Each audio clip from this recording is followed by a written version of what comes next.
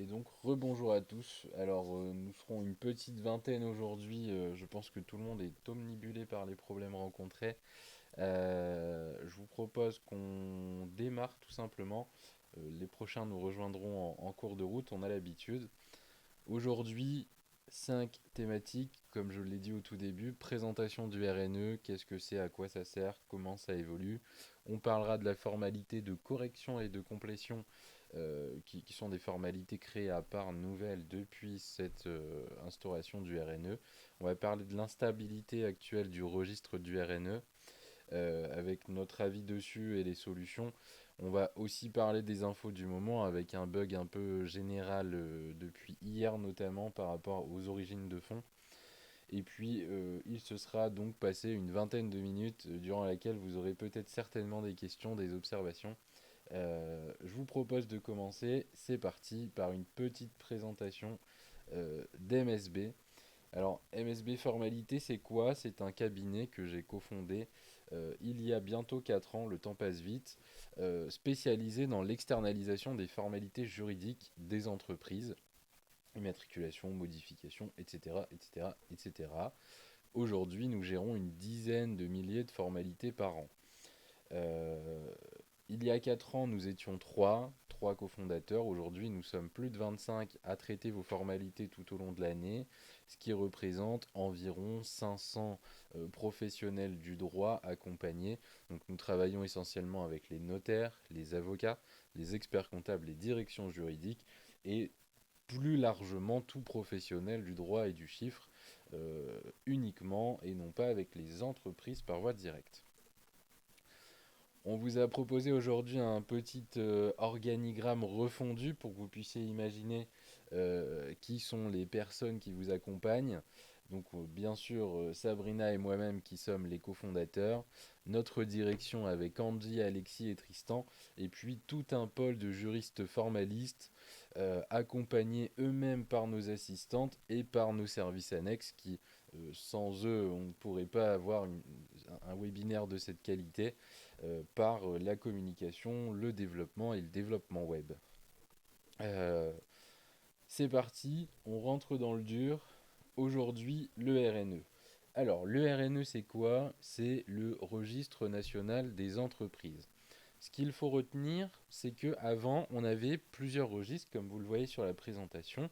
On avait le répertoire des métiers, le registre des actifs agricoles et le registre national du commerce et des sociétés, le fameux RNCS, alimenté par les différents greffes des tribunaux de commerce avec leur RCS local. L'idée, c'est, tout comme le portail du guichet unique, à un moment de venir centraliser l'ensemble de ces registres-là.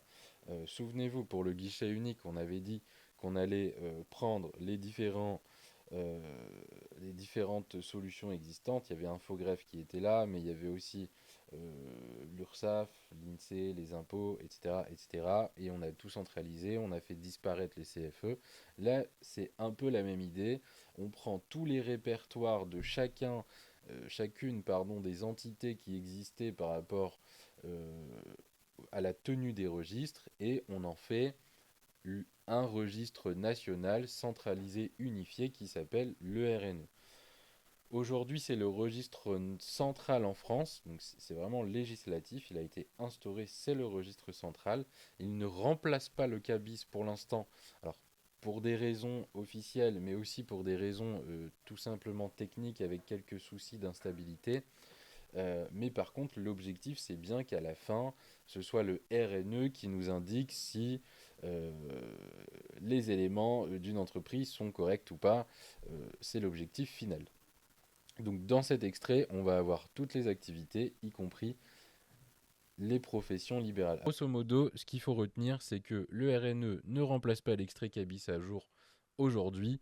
Par contre, il y a un objectif réel de devoir transiter sur simplement la vérification du RNE par les établissements financiers, par les établissements judiciaires et plus largement toute entité devant s'intéresser demain à une entreprise. Ce document, c'est la priorité de l'INPI. L'objectif, c'est qu'en fin d'année, on puisse avoir un registre qui soit fiable, qui soit auto-alimenté et uniformisé par rapport aux données majoritairement saisies aujourd'hui, saisies par nous les formalistes et par tous ceux qui vont faire leurs formalités sur le guichet unique. Donc, toutes ces données renseignées par les entrepreneurs et les mandataires vont constituer une base qui sera au surplus alimentée par ce qu'on appelle de l'API. En fait, parfois, le RNE va demander, notamment aux greffiers des tribunaux de commerce, de bien vouloir faire une mise à jour grâce à leur registre national du commerce et des sociétés. Et on va donc avoir deux canaux d'alimentation très différents que seront la saisie des mandataires et des entrepreneurs, et d'un autre côté, l'aspiration des données des différents registres qui existent aujourd'hui et qui continuent chacun de leur côté d'être alimentés. Ce RNE, malheureusement, mais ça, je pense que si vous me suivez, nous le savons tous aujourd'hui, ça ne fonctionne pas très bien. Parfois, quand on essaie de le consulter, on s'aperçoit qu'il y a soit des éléments manquants, soit des éléments qui sont erronés. Ce qui est un peu étonnant, c'est que le législateur a décidé que ce n'était pas l'INPI qui soit chargé de mettre à jour ce RNE en cas de problème, mais plutôt le mandataire, celui qui va faire la formalité. Et grosso modo, aujourd'hui, si le RNE n'est pas à jour, c'est vous qui devez effectuer une formalité complémentaire ou préalable vous permettant ensuite de pouvoir effectuer votre formalité. Un exemple simple, si vous avez un Michel EL qui était en fait un Michel 2LE entre le CABIS et le RNE, eh bien il va falloir corriger cette information avant de pouvoir effectuer votre formalité principale. Pour la complétion, c'est pareil. Peut-être que vous aviez un élément qui était présent sur l'extrait CABIS et qui va disparaître par rapport au RNE avant de démarrer la formalité. Le souci, c'est que quand on va aller sur le portail du guichet unique, eh bien, ce sont les éléments du RNE qui vont apparaître pour pouvoir effectuer vos formalités. Malheureusement, il va falloir passer des formalités. Donc, c'est assez simple. Il vous faudra certainement le pouvoir, corriger les infos et ensuite attendre. Le souci, c'est qu'on est aujourd'hui sur des délais qui vont s'allonger. Là où on était sur du 1 à 5 jours il y a quelques temps, aujourd'hui, on est sur des délais parfois qui vont jusqu'à 3 ou 4 semaines sur certaines formalités. Les problèmes de synchronisation, je pense qu'il devrait être réglé normalement. C'était annoncé pour l'été. Pour ceux qui étaient présents le mois dernier, il y avait un sujet de guichet unique 2.0. Moi, j'ai personnellement l'impression qu'ils attendent un peu ça pour venir un peu fiabiliser les données qui seraient saisies. Surtout qu'en ce moment, il y a pas mal de développement dont on reparlera à la fin qui vient générer pas mal de problèmes. C'est l'objet de la troisième partie de ce guichet aujourd'hui, de ce webinaire, c'est qu'il y a une vraie instabilité qu'on subit tous aujourd'hui. Lors du dépôt de la validation d'une formalité, les données qui sont transmises par l'intermédiaire du guichet unique ne sont pas répercutées correctement. C'est-à-dire que là où avant on avait simplement une formalité préalable au RNE qui devait être accomplie, aujourd'hui il peut aussi y avoir une formalité postérieure. Alors je vais essayer de m'expliquer plus clairement pour ceux qui sont un peu néophytes sur le sujet, mais grosso modo, la formalité qui venait compléter ou corriger des éléments du registre national des entreprises, une fois que c'était mis à jour, tout allait bien, il n'y avait pas de sujet. Infogreffe étant fermé totalement, il y avait une transmission automatique des infos vers le RNE. Mais cette instabilité aujourd'hui, elle est telle que même si vous saisissez votre formalité principale sur le guichet unique, eh bien, vous allez rencontrer une répercussion qui ne se fait pas. Michel EL qui devient 2LE, c'est OK. Vous allez faire votre formalité principale et en fait, au moment où vous allez recevoir l'extrait RNE qui se met à jour suite à votre formalité principale, eh bien, vous allez à nouveau retrouver ce problème-là. Donc, vous avez nécessairement une formalité de complétion postérieure à effectuer Nous, on a staté un peu ça chez MSB sur un environnement de quelques centaines de dossiers par mois, et c'est 20 à 25% des dossiers qui ont été touchés par ce problème. Alors, on vous a mis un petite présentation du fonctionnement du guichet unique, mais vous voyez, le déclarant va d'abord aller sur le guichet unique pour faire sa demande de modification. Le transfert va se faire aux autorités compétentes, jusque-là tout va bien. Et en fait, ensuite, à la fin, là où vous voyez la grosse croix rouge, c'est la transmission qui va se faire sur le RNE, qui va ensuite être publiée sur DataINP, sur l'URSSAF et sur la DGFiP. Et le problème aujourd'hui, bah, c'est qu'en fait, si on a 25% des cas qui ne sont pas traités suite à l'accomplissement de vos formalités, bah, on est sur une vraie problématique rencontrée par tout ça. Et donc, aujourd'hui, ça pose de nombreux problèmes auxquels nous, on se pose la question des solutions. Ça va être la partie quête du jour. Mais grosso modo, ça génère beaucoup, beaucoup de problèmes par rapport à la qualité de la tenue de ce registre qui impose d'être constamment vigilant par rapport aux données qui sont à l'intérieur. Et ça nous impose à nous formalistes, puisque on parle pas assez on parle pas assez des formalistes, je trouve, en ce moment par rapport à ce qu'on vit, mais grosso modo, là où avant vous faisiez une formalité sur Infogreffe et tout se transmettait à peu près correctement, alors parfois pas, mais ça c'était l'article 3 qui faisait qu'on travaille un peu à l'envers parfois. Aujourd'hui, vous avez quasiment 3 formalités dans 25% des cas à traiter. Si on prend l'exemple chez MSB où on est entre 7 et 10 000 formalités principales par an, c'est-à-dire qu'on passe de 7 à 21 000. L'incidence est catastrophique par rapport au nombre de personnes nécessaires, aux problèmes techniques rencontrés et aux besoins de développement. Et ça, malheureusement, c'est présent depuis déjà 2 ans aujourd'hui. Alors, c'était le petit coup de gueule de Benjamin du jour, mais je trouve que c'était assez fatigant de devoir travailler comme ça. Et je pense que c'est vraiment difficile pour tout le monde. Nous, on a la chance d'avoir énormément d'effectifs dans le cabinet et on peut à peu près s'adosser aux mises à jour continuelles du guichet unique. Mais il y en a certains qui sont tout seuls, qui étaient déjà avec un flux complexe et qui doivent aujourd'hui être vraiment en souffrance par rapport à ça. On s'est posé la question, qu'est-ce qu'il faut faire du coup pour contrer ça? Et on vous propose aujourd'hui, en fait, c'est plutôt de réfléchir par rapport à votre formalité, c'est-à-dire dans quel moment il faut faire la mise à jour du RNE et préalablement, mais aussi postérieurement. Alors, préalablement d'abord, je pense que oui, dans tous les cas, c'est obligatoire, sinon vous n'allez pas pouvoir saisir votre formalité. Par contre, postérieurement à la formalité, il faudra le faire en prévision d'une prochaine formalité. Nous, il y a certaines formalités où s'il n'y a pas de prochaine formalité tout de suite, on les met en attente de mise à jour RNE chez nous et on y viendra tout doucement après. Par contre, en dehors de ces cas que je viens d'exposer, je ne conseille à personne aujourd'hui de se faire un check-up total de son portefeuille entreprise et d'aller mettre à jour le RNE concomitamment. Ce serait, je pense, une erreur dans la mesure où, en raison de l'instabilité, vous allez finalement peut-être travailler pour rien, puisque si demain il y a un développement qui entraîne ce qu'on appelle des régressions, ça je vais vous en parler après, et ben vous allez perdre toutes les infos que vous avez saisies sur le RNE sans avoir en fait eu besoin de faire une formalité après. Donc c'est du travail dans le vent, ne faites pas ça.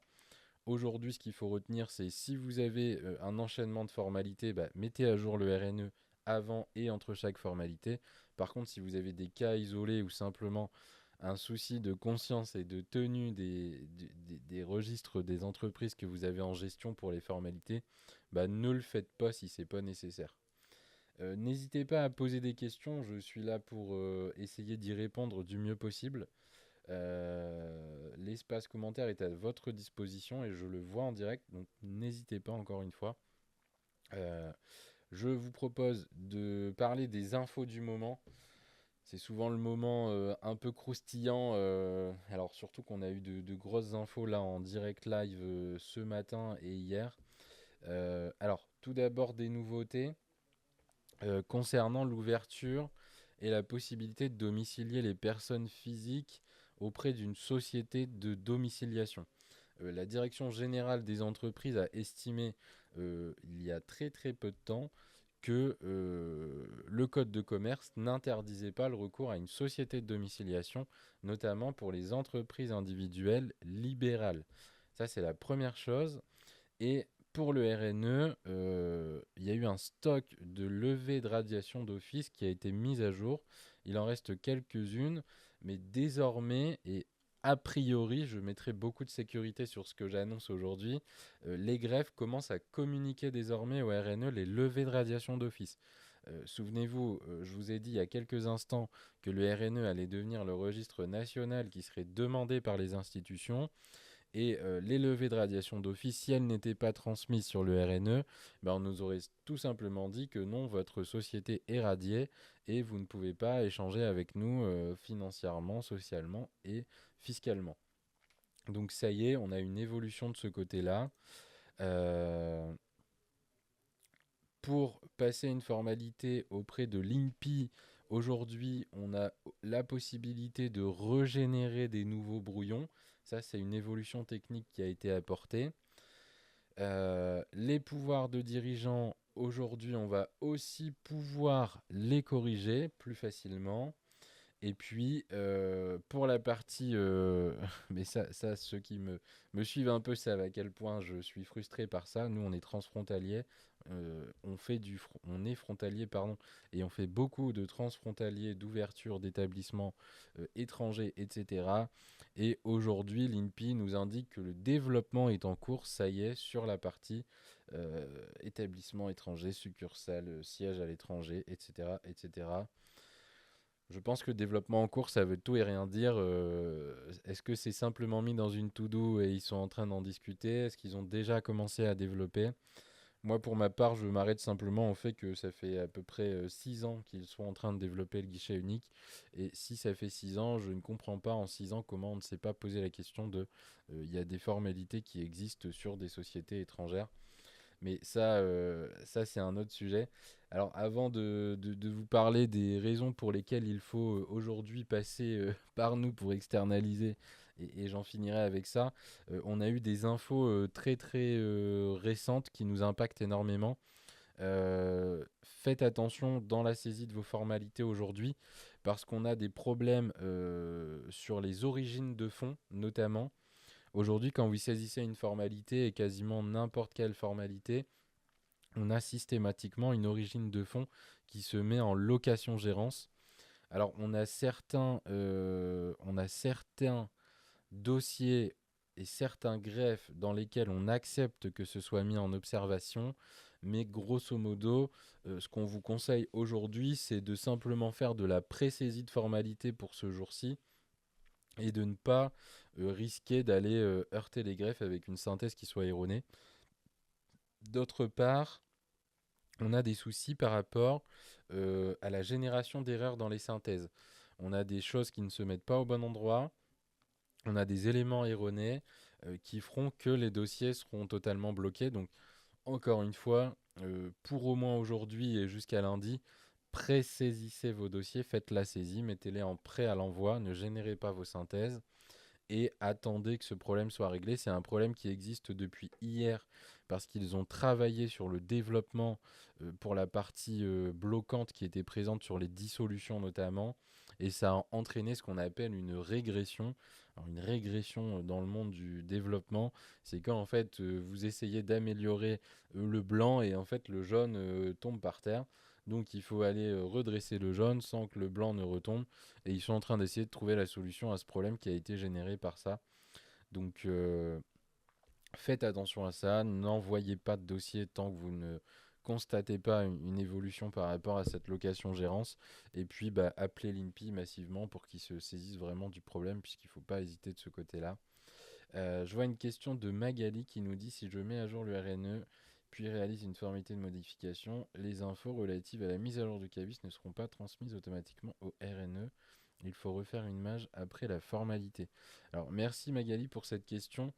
Grosso modo, ce qu'il faut comprendre, c'est que si vous faites votre formalité, après avoir mis... Alors, grosso modo, vous arrivez sur le guichet unique, le RNE n'est pas OK, donc vous faites votre mise à jour préalable et ensuite vous saisissez votre formalité. Aujourd'hui, vous avez grosso modo 25% de chances que le RNE ne se soit pas mis à jour après la saisie de votre formalité. Euh, donc, ce qu'il faut faire nécessairement, c'est vérifier une fois la validation de votre formalité si cet extrait RNE est à jour. Et s'il ne l'est pas, effectivement, il faudra refaire une complétion ou une correction post-formalité. C'est quelque chose qui est obligatoire, puisque sinon vous risquez d'avoir des éléments erronés, et quand vous y reviendrez dans quelques mois, ça vous embêtera à nouveau. Donc vérifiez systématiquement, nous c'est ce qu'on a demandé à nos assistantes de faire, systématiquement, est-ce que votre extrait RNE est à jour, est-ce que l'INSEE est à jour, est-ce que le CABIS est bon, et est-ce que la synthèse de validation INPI est bonne. Ça c'est très très important. Je continue sur tout simplement un petit moment commercial, il en faut toujours, et les raisons de l'externalisation. Alors, externaliser aujourd'hui, ça vous permet de ne pas subir tout ce dont je viens de vous parler pendant une petite demi-heure, tout simplement. Ça vous permet de bénéficier de l'expertise de personnes qui ont travaillé dans les greffes, dans les cabinets comptables, qui ont travaillé à la CMA, dans les chambres de commerce pendant des années.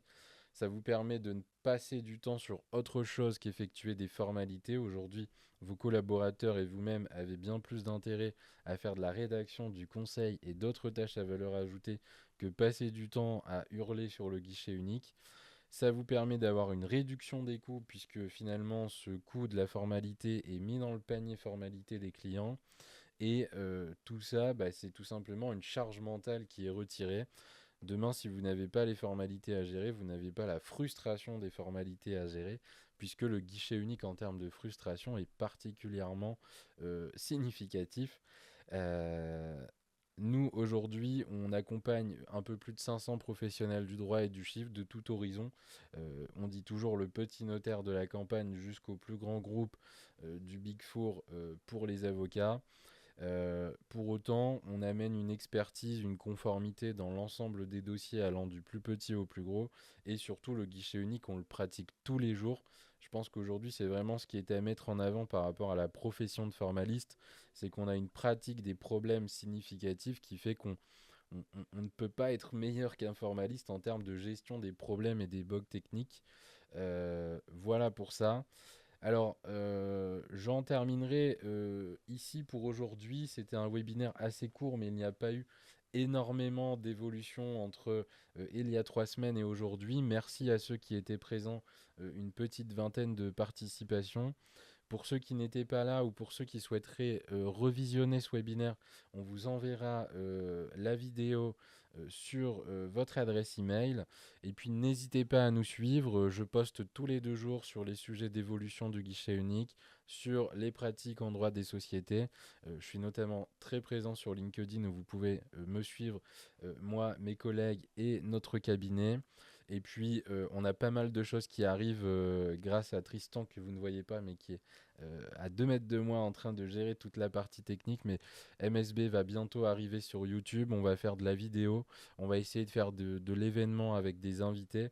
Et on va être de plus en plus présent afin de toujours plus pouvoir vous accompagner sur les évolutions de ce guichet unique, sur les évolutions de la profession et sur comment demain le monde de la formalité peut s'améliorer. Merci à tous d'avoir visionné ce webinaire et je vous dis à bientôt.